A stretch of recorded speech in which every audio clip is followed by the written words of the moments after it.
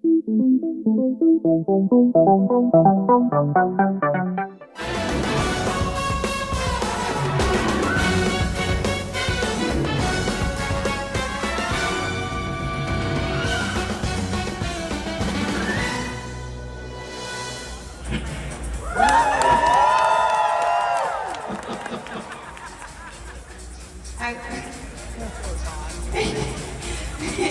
says it's real hot in there. Hey, you made this choice. Nobody told you you had to do this. You made poor choices today. All I know, you know what's surprising time on? They smell really good. That's nice. You just took a big whiff of Wookiee. Like you made it. Wait.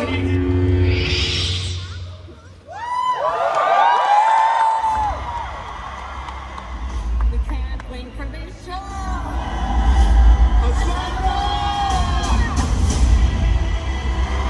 I'm so happy this day is finally here. There's a lot of Ahsoka love today. Buckle up. How are we feeling right now? Great start to the series. Rosario is so compelling. She is on fire and she knows her stuff. She's in it.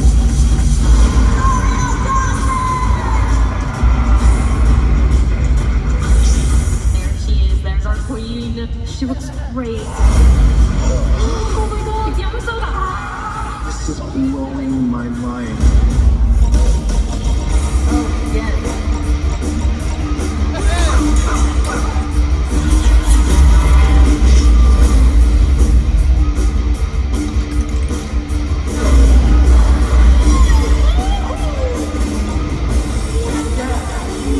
This episode, it's over. I don't even want to say it. I don't want to wait. Oh my god! Let's go, Ahsoka. Wow. Long live the Empire. That was so terrible. Rosario Dawson killed it. She's perfect. Best Star Wars we've ever seen.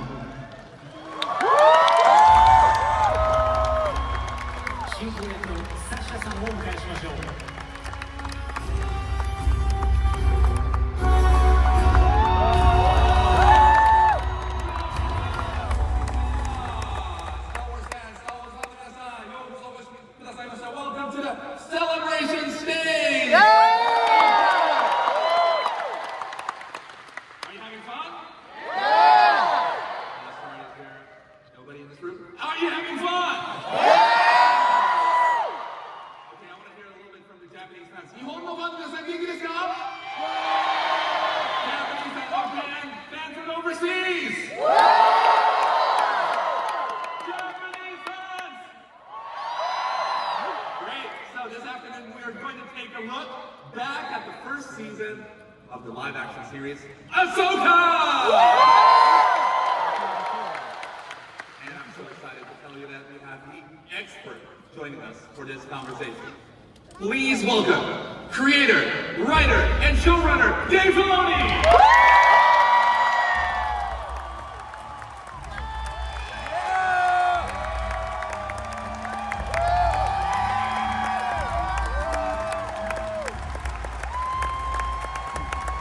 Executive producer, Favreau!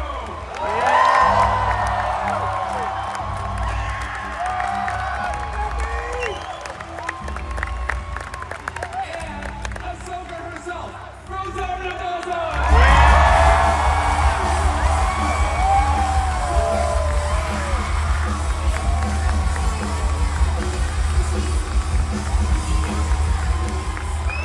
Welcome to Japan, welcome to Tokyo. Please take a seat.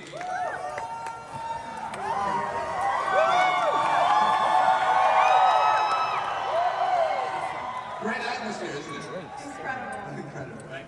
So before we speak about the series Ahsoka, I'd like to talk about the character Ahsoka because I think she is one of the most compelling heroes in the Star Wars timeline. Do you agree that? So many of us have followed her since her debut in the incredible animated series Star Wars: The Clone Wars, and watched her grow up. right?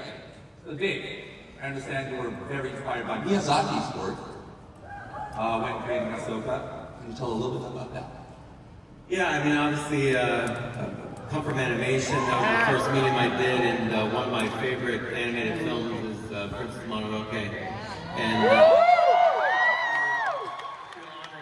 that great film, one of the reasons why Ahsoka has two wolf fangs on her cheeks is because San and Mononoke did. So you'll catch little things like that throughout. Obviously, I worked for years to get Ahsoka to ride a wolf. And finally I got you riding one, which is kind of it's selfish, I know, but I can't help it. I just love that image, and please, I'm gonna plug, he doesn't need it, but if you haven't seen Princess Mononoke, please watch it, it's just phenomenal. Support Japanese animation, there's nothing like it, it's inspired, you've seen Visions, our wonderful animated series, there's so many great creatives in the world, and they're doing a wonderful job. And keeps all of us inspired as well, so thanks to them. Glad to have you here in Japan. Yeah, love it here. Love it here. Great. And John, You and Dave have been working together for almost a decade. in the live action scene. So, how did you and Dave start talking about bringing Ahsoka to Live action. Well, after the first season of Mandalorian, we were figuring out what to do for the next storyline, the next timeline stretch. And we thought there would be an opportunity to start introducing other characters that had been established in other media. And the idea that Dave could start bringing to the live action screen characters that he's been knowing well over the course of, at the point it was already a decade, yeah? With George. And of course, first and foremost, his favorite character, Ahsoka. And the notion was, let's do an episode where we feature her, find the right person, find the right aesthetic, and Dave directed and wrote that episode. And it sort of served as a de facto pilot for us to see if this was something that could work. And if anybody have seen the episode of The Jedi in season 2 of The Mandalorian, you saw Dave bring that reality.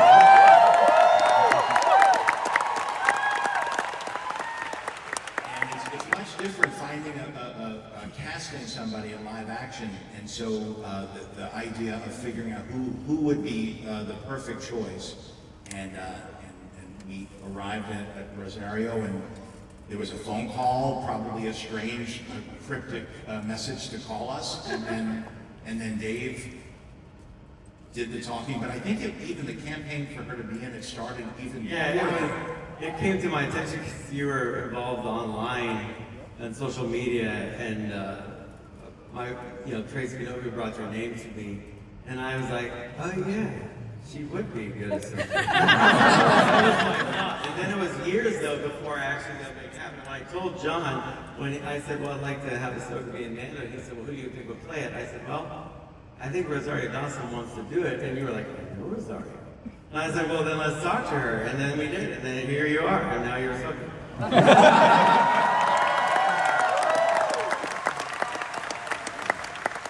Rosario, you remember the moment?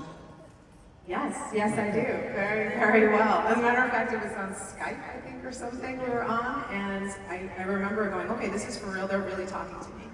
And there was art that they were showing me that you had drawn of Ahsoka, who I love, and had seen, grow and develop over years, that now look like me.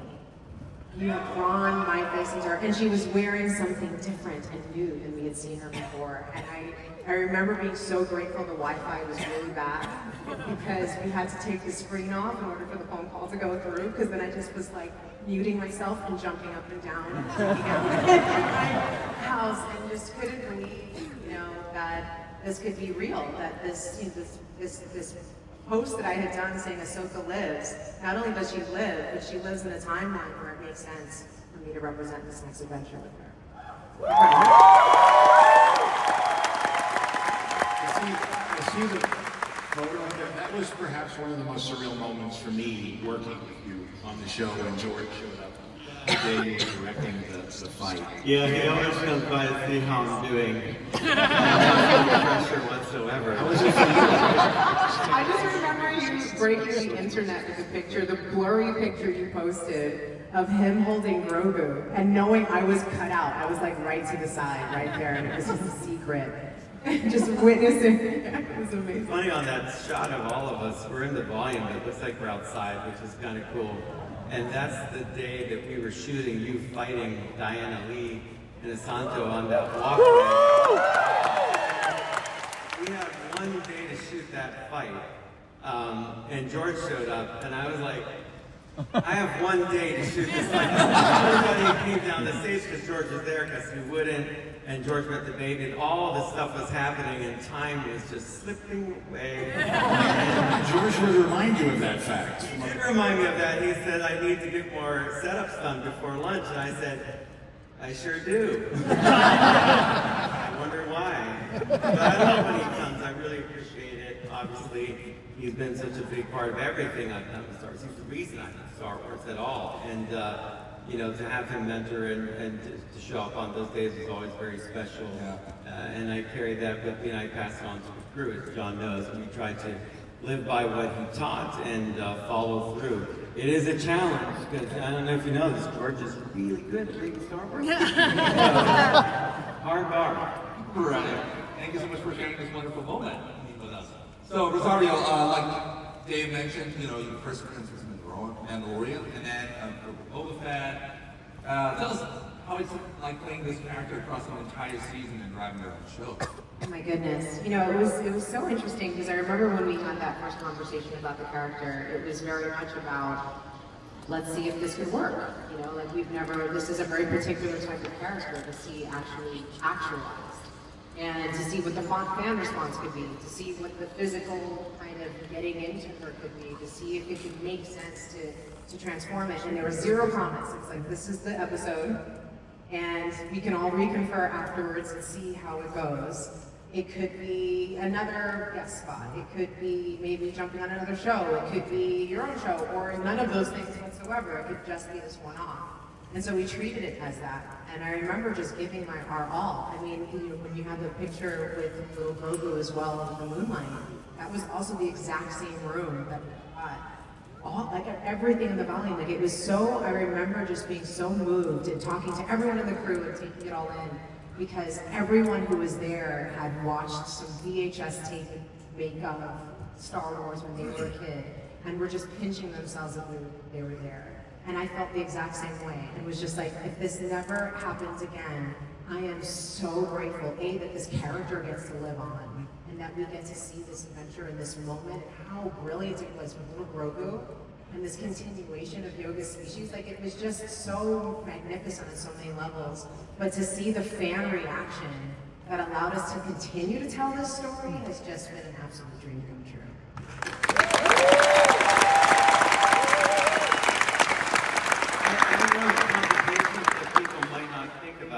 One of the biggest debates we had was, could we even get Ahsoka on screen effectively on a day-to-day basis? Because we have to paint you orange, there are these head tails, how are they going to flex, how are they going to move? You know, the first time we did the contact lenses, there's no simple element to it, and you have to always be there first, and you're always going to usually be there last.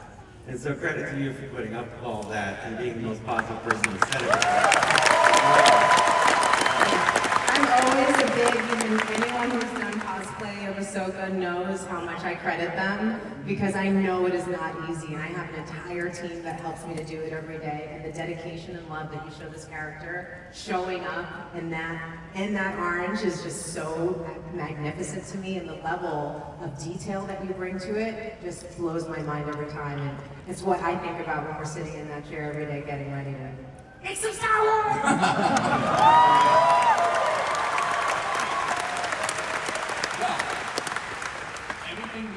Because together, Dave and John, you produced 6 series, 6 seasons across 4 different series. Does your creative process change based on the series, or? I think it does.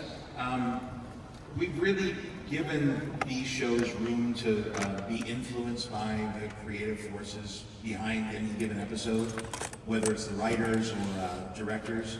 And certainly there was a sense that Dave was really supporting what we were coming up with to bring Mandalorian to the screen and to do anything on the small screen. But when we started to move into the Ahsoka episodes and the episodes that dealt with characters that he had established, like Bo-Katan, and then of course with the show, with Ahsoka, then the creative center of gravity shifted into a continuation in many ways of what Dave and even George had done in animation, because so many people felt connected with what was there. So it was merging the two while maintaining consistency with what we did in live action, but also culminating all of the storylines, the relationships, the characters that had been established over years and that many people grew up with. And there I was trying to support as much as I could what that fruition was. How's it for you, Dave? Yeah, that's an elegant way of saying it. It's also like John has some toys and I have some toys. And I'm like, no, you can't play with that toy. Borrow that one. And you're like, sure, maybe. You're always more generous than I am. He always gives me trouble. Because I'm like, no, Ahsoka's not there, John. She's over here. Put her back in this box. You could have one lightsaber sometime. Yeah, but we negotiated. You got the dark saber. Then I see your show and there's like lightsabers all over the place. I'm a little brother who doesn't get to play with the lightsabers. Takes training, discipline, the ways of the Force, and you're a Mandalorian, and that's a little bit dicey. I get an Ugnaught. What else? You got an Ugnaught. That was cool, right? Yeah, that was Yeah. Yeah. The peg warmers, John. Those are great. Lots of people love those. That's fine. I get Thrawn. We can mention Thrawn in your show.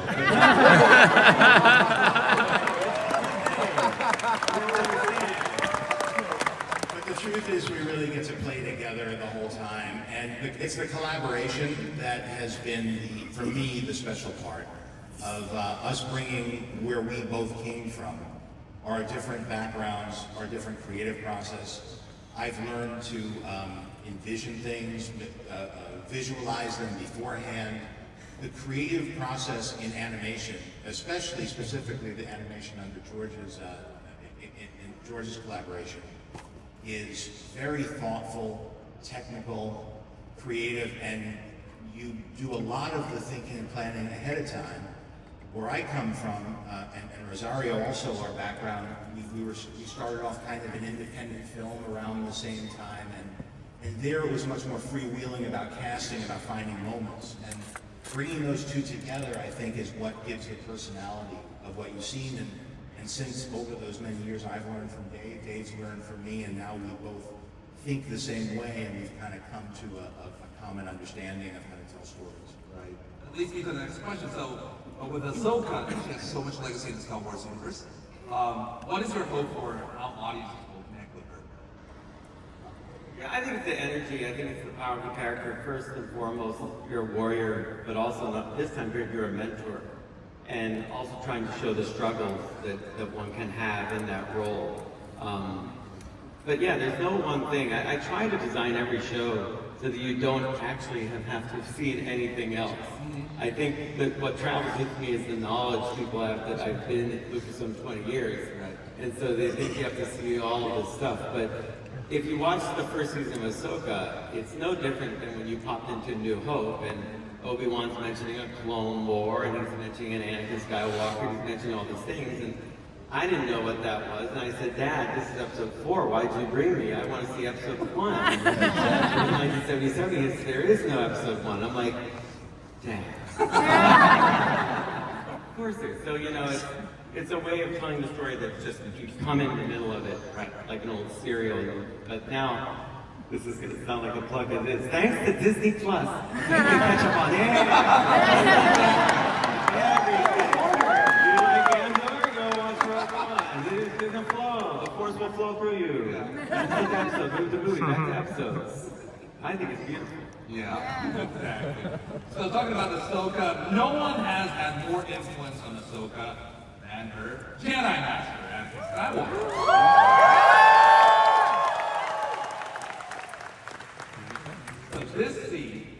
Ahsoka and Anakin face off such a powerful depiction of the layers of their relationship. Let's take a look.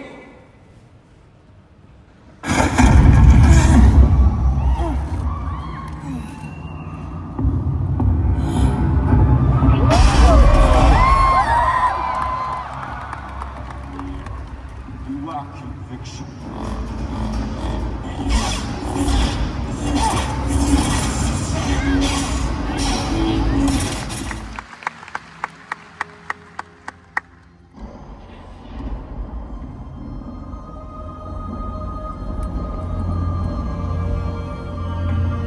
Anakin.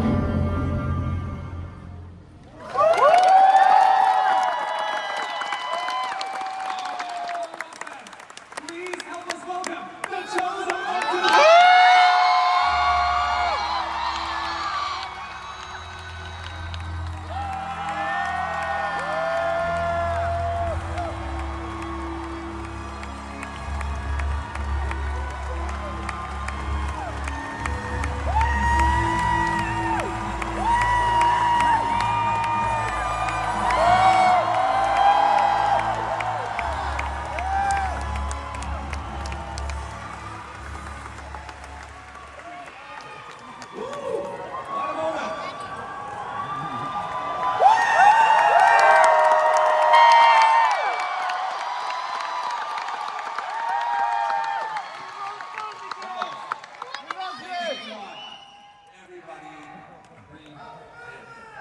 Anakin and Ahsoka. Yeah, happy birthday. Thank you so much for bringing that to live action. What was it like bringing that to life? It was a dream to get to do. First just to get to work with these incredible people was a real thrill. But just, the way that they conceived of doing it, I thought was just brilliant. Getting to explore the world between worlds and have Anakin sort of, take Ahsoka down the yellow brick road of her memories during the Clone Wars. I just thought it was really exciting. I remember the first time reading the script and texting you and just being like, man, this is amazing. And I thought it came out really well. How do you feel?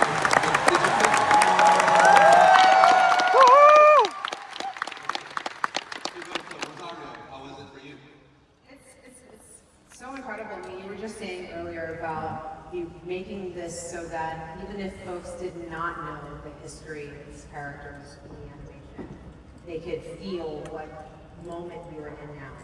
And I remember as well reading it and yes, getting to do the world between worlds and getting to work with you, but also seeing you with Ariana and young Ahsoka.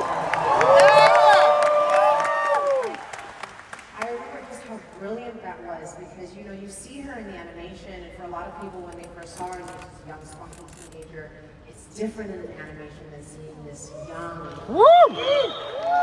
person in the midst of war at such a young age. And it just gives you such a scope for this character. It made me think of the Mandalorian episode and why she was so reticent to be a mentor to Grogu. Like you could see, it gave so much resonance to that moment with when I got to meet Mark Hamill, which was so cool. And really what this journey has been with this character, and I loved being able to see you be able to be there and show this other side to this character that I think we get to see in the animation, but is not something people have necessarily felt, and it was just really beautiful, really beautiful.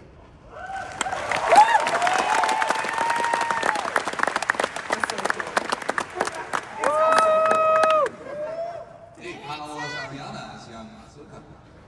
It's awesome. I mean, that's a hard one.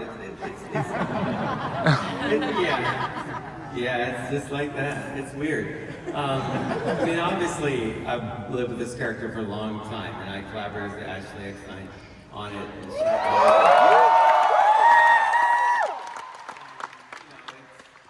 I've drawn that character at that point almost every day for years and years, and had such control over the expression, the action, the pose. everything. And, you know, first with Rosario and then Ariana, I'm letting go of so much of that control. And that, as an animator, that can be frightening. But then I remember the first line you read, I was watching, I'm like, okay, so that'll be good. And I just let go of it.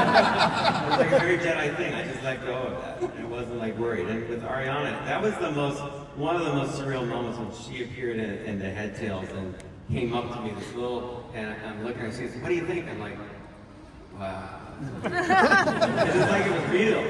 And it was like it was something I just seen and then it was real. And she just embodied it. And then she started imitating you all the time, on set, off set, and just watch you guys like that. And I just in the background of a lot of these, I'm like, it's weird. I don't know, like she was literally just sitting there with all the clones. I don't know what she was talking about. I took this picture, but she was talking, thinking, go like this, and the clones went back. She'd go like that, and the clones went over there, and I'm like, this is real. I question my reality. Because I'm like, where is this? It's just happening. And they're clones and Ahsoka. And it was like one of the best days because I never dreamed of doing live action until I worked with George. I didn't think it was something that was obtainable. But George changed that for me by the way he taught me. And he made it become something that was perhaps obtainable. All I had to do was be brave enough to try something different, something I'd never done, a medium that I didn't know, and break out of my regular thing. And that's when I always say to George, you say, dare to be great. You must seize the moment in front of you. Don't wait. Don't wait for a time. Don't think it's going to happen later. Make it happen now if it's something you want to do. And that's what I recommend to young people. When you say, what is Ahsoka about? Ahsoka's about hope. She's about training. She's about discipline. But she works hard to make all these things happen. That's what Jedi is. They give you positivity. They give you optimism. That's what they're in the galaxy. That's what George gave to me, and hopefully that these shows will give to you. It sounds, you can do what you want to do, but you must focus and train, and the door will open for you if you work hard. So, there you go. And they all work hard whenever they've done.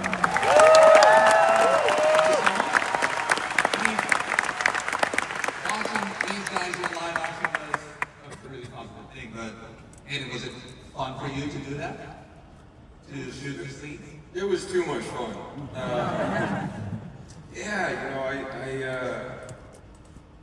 I just think it's a very compelling period in Anakin's life that we never really got to see in live action.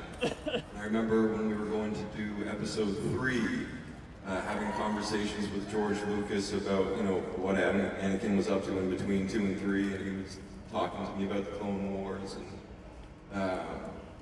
how he was this great warrior and a leader, and I was like, that sounds really cool, George. And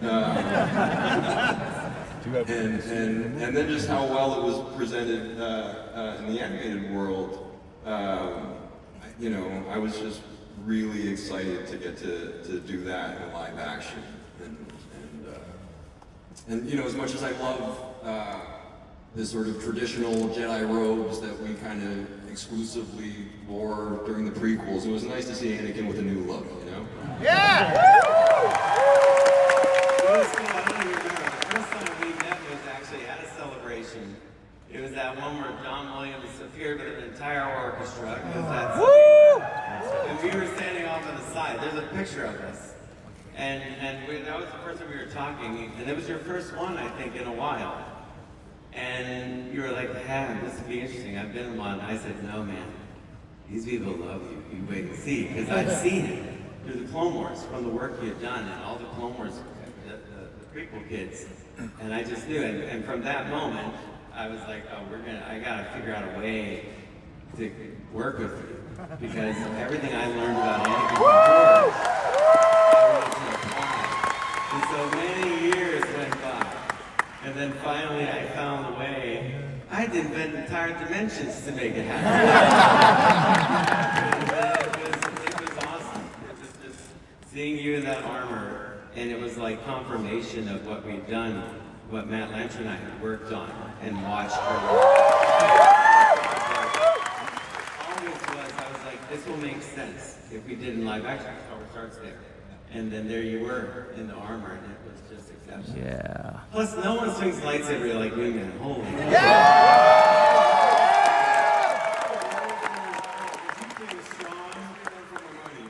You gave you spin that thing, it's like, uh-oh. You know? Remember after the first take, you were like, oh, so you're coming in heavy, huh? Wow. Power playing, okay. So, talking about the first season, the main themes was Ahsoka and Anakin's masters and apprentices relationship. Ahsoka straddling both worlds. How did you approach that dynamic? You know, there were so many moments in Clone Wars that I remember with watching, you know, Ahsoka grapple with what leadership is, and how striking and how scary it was, and how much you would push her, you know, in those scenes where, you know, the people under her would die. She would make a choice that had really terrible consequences, and the fears that that would bring out in her, and then watching her develop herself and develop that muscle under your tutelage. And, you know, I think it was something I was really struck by because, again, I did not know where this character was going in the live action. So when we're having these scenes interacting with Grogu and how reticent she was to take on the mentorship role with him, it made a lot of sense to me. I completely could get what her fear and her anxiety, her stress, and her trauma was from that. And to continue to see it, you know, her kind of helping from afar, still being not able to not help, but still not willing to take on that role herself, you know, in Boba Fett. And it was just something that was such a wonderful surprise that I got to explore. And I remember Dave telling me that Sabine was going to be my Padawan. And it just was such a delicious graduation for her to see that she healed something in that past that allowed her to access this thing, because Ahsoka is so incredible and she has so much to offer and give, not just by herself standing there and taking on whatever consequence to her actions, but in passing on that knowledge, passing on in that tradition. And it's a beautiful tradition, you know, that has, in succession with someone like an Anakin who thwarted all kinds of, you know, rules and regulations and pushed back on the status quo. You know, you got to see that, and people's first initial reactions to young Ahsoka was not liking that she was so spunky and, you know, that she had such tenacity and audacity, you know, like they wanted her to fall more in line. She did not follow that status quo. And so I thought it was so incredibly fitting to have a Mandalorian as my Padawan in Sabine, and seeing that same sort of tradition sort of live on, that I think really resonates with the generation now. That questions authority and questions, you know, that moment where she leaves the Jedi Order was such a profound one. But now is one I think that we get to explore in a different way, because that Jedi Order and Council is gone, but those teachings are still there. And how do you follow them and become your own leader? And I think it's really, really important to pass on that knowledge and to take on that positionality. And so I'm loving seeing Ahsoka take on that new challenge, because as expert and incredible as she is, it is a totally different journey to pass on. And I think, you know, it makes me look back on Clone Wars all the better. It's just like, wow, she really gave you a hard time. But you did the same to Obi-Wan, so now it's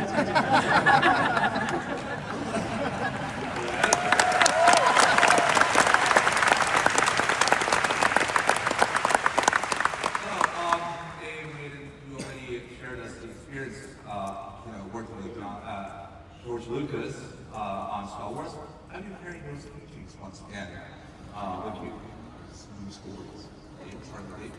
Well, I think that was one of the interesting things, is that you and I could talk very evenly about working with George and our experience, and you and I both, I think, have the same regard and respect for George, which is so important. And that bond, I think, allowed us to stay faithful to his vision for Anakin. You know, and that was something that was very important to both of us. When even considering putting you on screen as Anakin again, that's a big deal, because, you know, that is George's guy. That is the chosen one, the icon. And I was so grateful to have you there to make sure that we steered and stayed on the right path. And whatever I might have had a gap in knowledge, you had, and whatever you might not have known, I knew about those Clone Wars. And so I think that led us to create a really authentic interpretation of what he was up to. And I really looked forward to it the whole time, you know, I was on Clone Wars. was like, we need to see Hayden do this. And then it was really neat to see you do this. For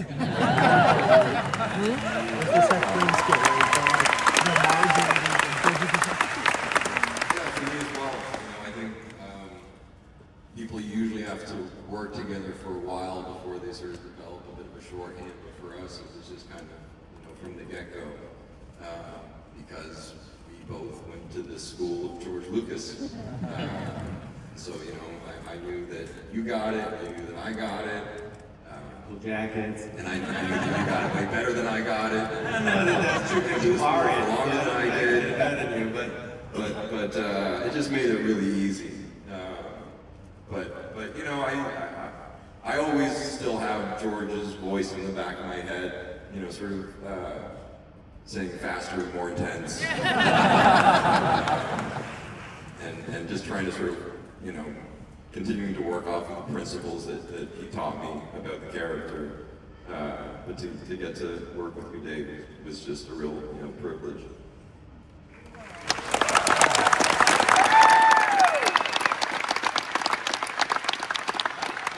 At the end of the first season, Ron and Ezra have returned to the home galaxy, and Ahsoka, Sabine, Huyang, and Shin are stranded on radio. So, Dave Rosario, Ahsoka tells Sabine, Ezra is very convinced, and so are we. What does that mean? Basically mid-season 2. I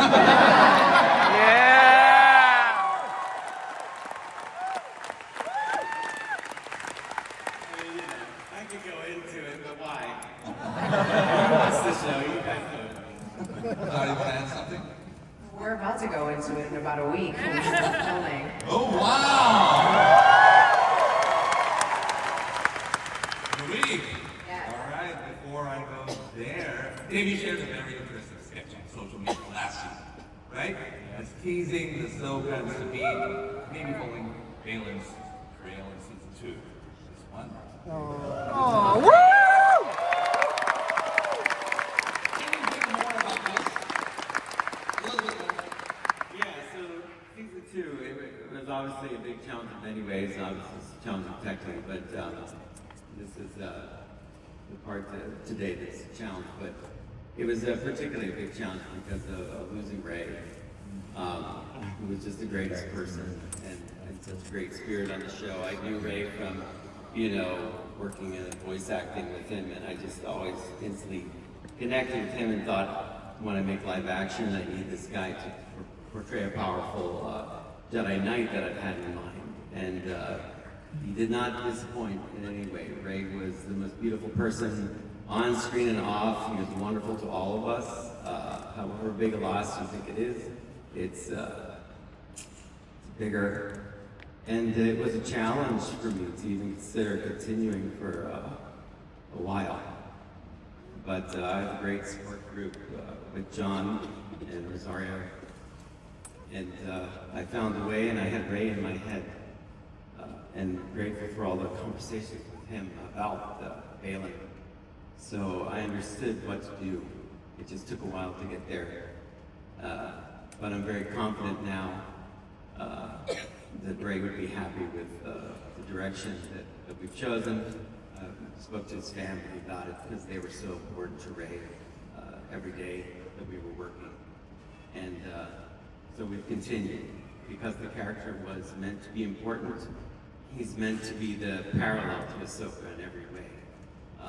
If there's a light, there's a dark, and Balin is representing a different journey for a Jedi that's lost his way as much as you represent one that's kind of walked away from the Order, so did he. And that parallel is something that must continue.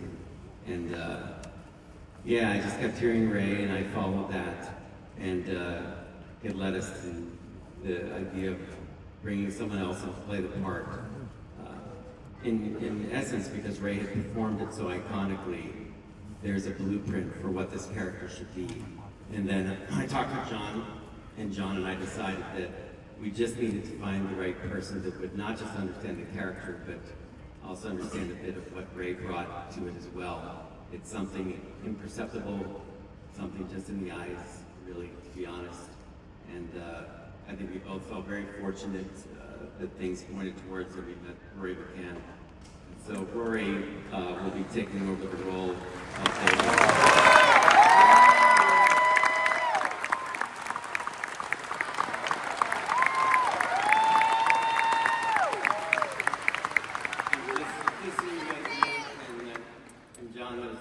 Speaking to Rory and spoke with Rosario, you know, he takes it very seriously. He takes it very to heart.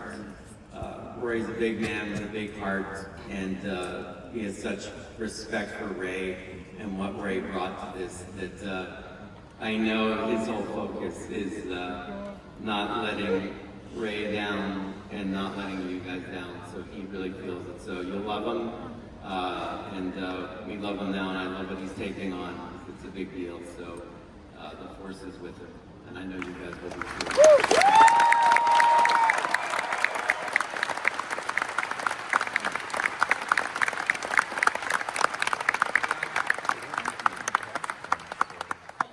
So, season moves on. Season 1 was so imaginative, with witches and galaxies. What are you excited for? The audience is experiencing season 2, John. Well, I'm lucky because I get, to be part of it, but really my biggest part is being the first audience member. And I get to hear the ideas, I get to see the doodles. It really all starts with doodles. That picture you saw with George and a black bearded Dave Filoni with him drawing there. You think he's taking notes, but he's drawing, constantly drawing.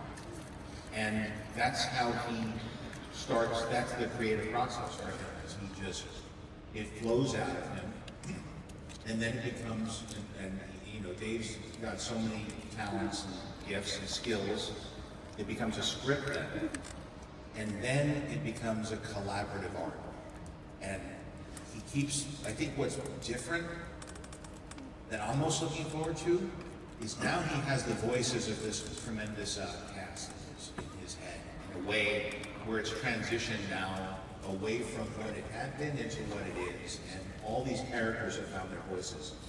So, I mean, I can go on and on about the visuals, about the worlds, about the sets, about the ships, the fights, all the stuff people come to Star Wars for is all going to be, I'm so looking forward to how this comes to fruition as the first audience member.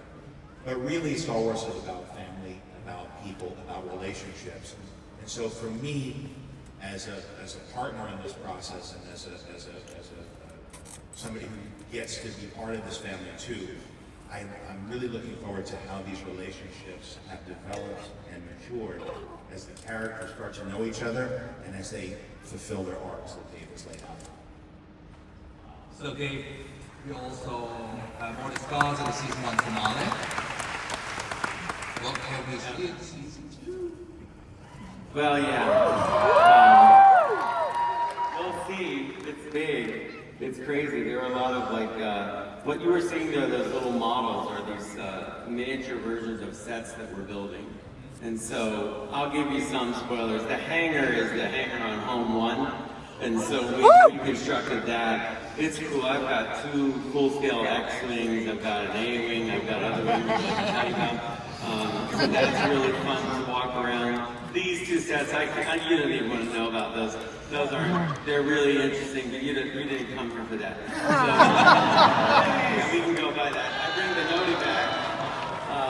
We got little old noties, we got little tiny noties, and they're in some peril, which is tough. Not everybody's happy about that, but Oh yeah, and this is good. We got.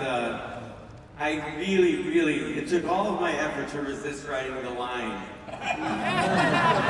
It's a trap. Because I'm like, I can't do that. That would be so lame. Because this guy can't always get to the trap. Like, you would think you would see it this time. So you just trap him again. But Neil Scanlon and I collaborated, and I said, Neil, we need an Akbar that really, I want all the wiggle that the puppet had. I want the rubber finger when it wiggle things. I want all of that. And so we've got Admiral Akbar back for season 2. In fact, because this crowd will get it, he's going to go head-to-head with Thrawn. So there you go.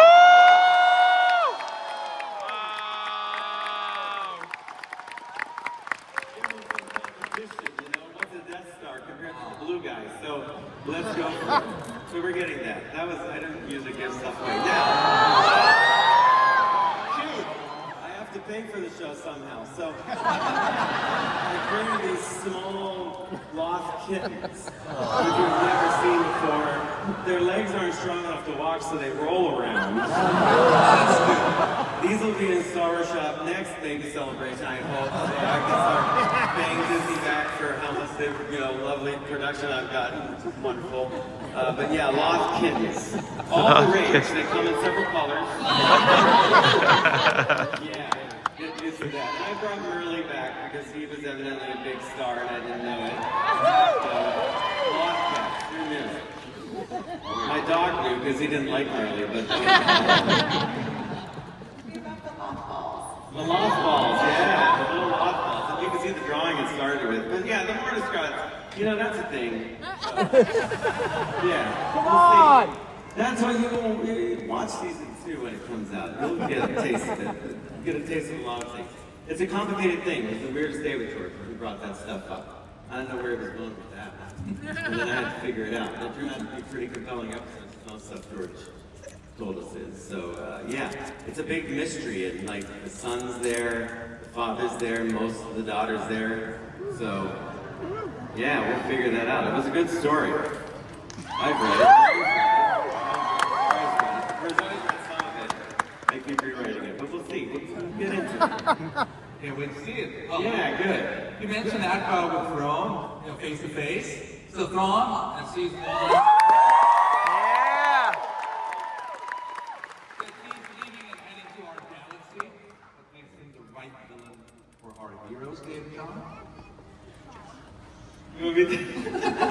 Well, starting with Lars, Thrawn is the right villain for this time period for the simple reason of heirs to the Empire. Woo! The book by Timothy Zahn, those of us that are old enough to have grown up with that, he is the iconic villain, and the genius of that was that Thrawn's a villain that doesn't have the Force, but holds his own against everybody because of his, Moriarty-like intellect. He's very smart, very tactical.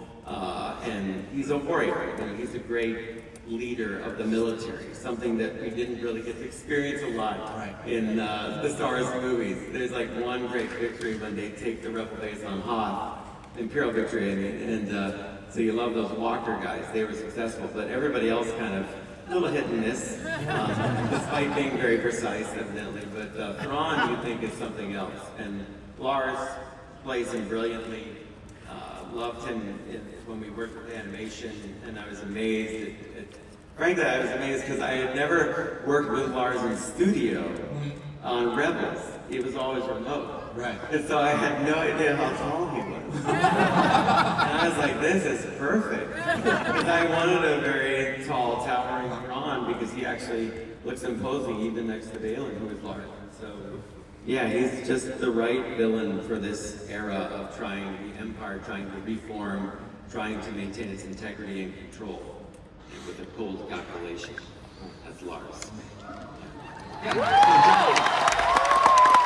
good story has a good villain, from your perspective. Every good story has a good villain, so what's your perspective? Yeah, what's great is that this villain has been established already, as Dave pointed out. And you have to write the villain smart. Always a smart villain is always a scary villain. The ones who are just off their rocker, they're fun to watch them chew up the scenery, but at the end of the day, they're not imposing. And a strong villain makes for strong heroes. And so you always have to judge. Usually if you look at, when you're filmmakers, you look at, you know if the villain's good, the rest of it's going to be good. If the villain's wrong, it doesn't matter how good you depict your heroes. And so what's been established in multiple media here is that this guy is one step ahead and doesn't have, as Dave points out, he doesn't have special abilities or anything.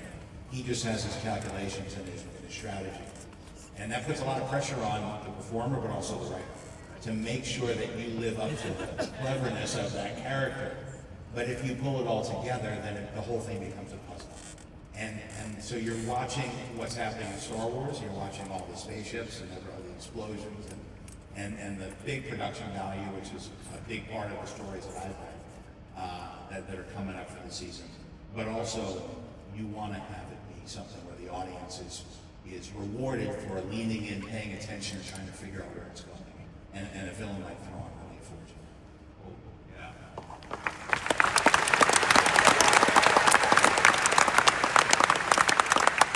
So, Rosario, what makes you most excited for season 2? It starts next week, right? Next week.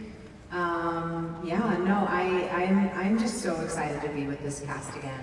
You know, it's so interesting as I'm looking at Lars and remembering the last celebration and the reception that he got that literally choked him up and brought tears to his eyes.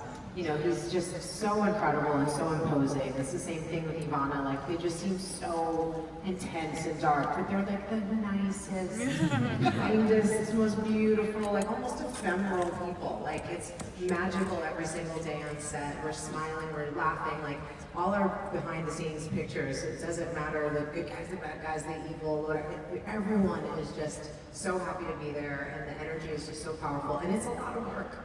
It's very intense. There's a lot of bruises. There's a lot of, you know, like, it is very physical. And it's really wonderful to be with people who are just so incredibly professional, so remarkably talented, but just so truly kind. I mean, it starts with you, John and Dave, like, it just carries over. You know, I've known Hayden since we were teenagers, and the fact that we get to play in this, there's something so magical when we show up on set every day. And we have this resonance in history that is visible, like is real for us. And I think that's my favorite thing about Star Wars in general, is how real you all make it. You know, this show doesn't exist without you. You make it very real, way beyond fantasy. You live it and breathe it in the way that we show up every single day to do it. And it's just such a pleasure, and it's so rewarding, and it's such a gift. So I'm excited to bring on Rory. I worked with him 20 years ago in a movie. He's a really, really lovely human being, and he does, and you said that, it's in the eyes. You know, Ray had this indomitable spirit, just so intense and powerful, and so kind. Just such a laugh, such a joy to be around.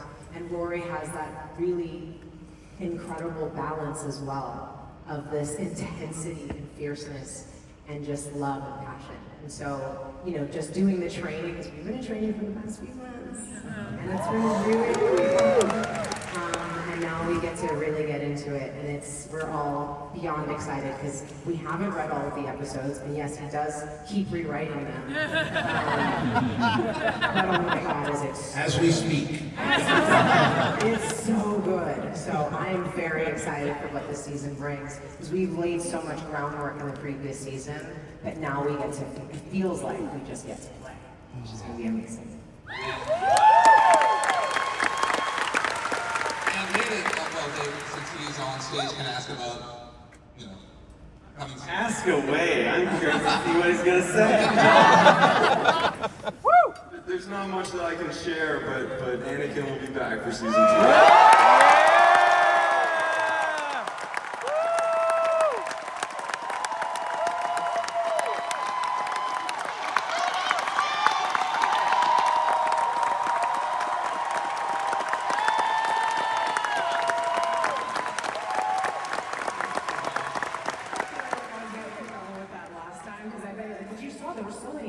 She's got so many recordings at the least. And he's like, we're supposed to something, right? No, please, no, yes. I tweeted. Right? So thank you so much, Dave, John, Rosario, and Hayden. Thank you so much.